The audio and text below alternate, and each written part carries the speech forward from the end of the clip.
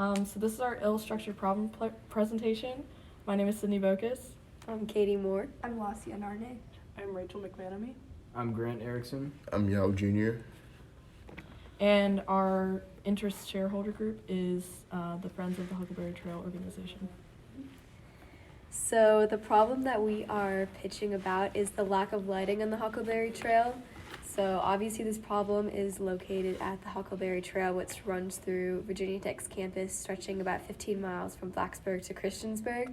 And this is an important problem because students and locals use the trail for getting to work, getting to football games, and just getting around in general. And this is an issue of safety, so it needs to be addressed. And another reason that it's important is because if we were to put lighting on the Huckleberry Trail, it could increase the hours for which people can use the trail. And this is an ill-structured problem because it's difficult to determine what type of lighting and the power source that could be used on the trail, since it's such a long distance, and sometimes it's hard to access. So also there's environmental factors to consider as far as the wildlife by the trail, and property owners, the farms nearby the trail, and the funding, since there's a lot of stakeholders involved.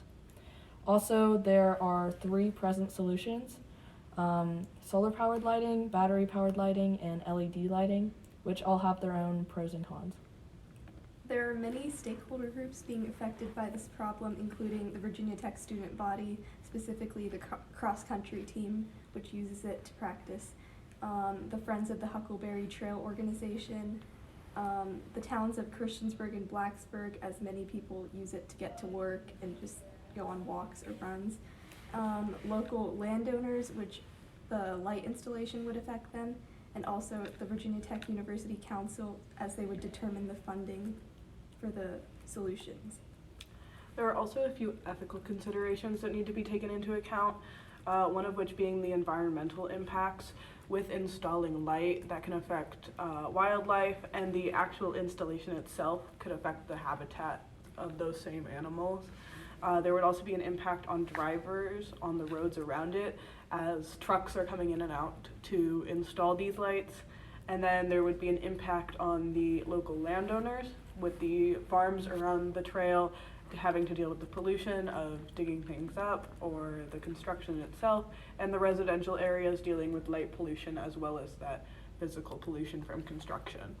So for our first possible solution, solar-powered lights, the pros of it are easy installation, repair, and maintenance. They're pretty simple, pretty easy to run. The problem is they're pretty expensive to install, and they won't work well in wooded areas of the trail, which is pretty frequent areas. And they're largely inefficient due to inclement weather because clouds will block out the sunlight and they can't absorb very much. For battery-powered lights, they're very easy to install and repair. And they're fairly cheap short term. However, they have a pretty big risk of failure and frequent replacement due to just batteries dying. And that increases costs pretty significantly in the long run. And then our final solution is LED lights. Pros of them are they require very little power, pretty durable, and they're easy to maintain. However, the initial cost of installation can be pretty high. To provide an effective solution, there are many things that we need to find out. These are the unknowns. First of all, we need to know how much each solution will cost. Grant has highlighted 3 different solutions, and all these have 3 different price points. In addition to this, we need to figure out how many lights per mile we're going to incorporate to properly light up the trail. This is essential to know how many lights will need to be purchased to make the trail properly illuminated. In addition to this, we need to figure out where the power source will come from. Because even though there's a battery-powered solution, there are 2 other solutions that will need constant power supply.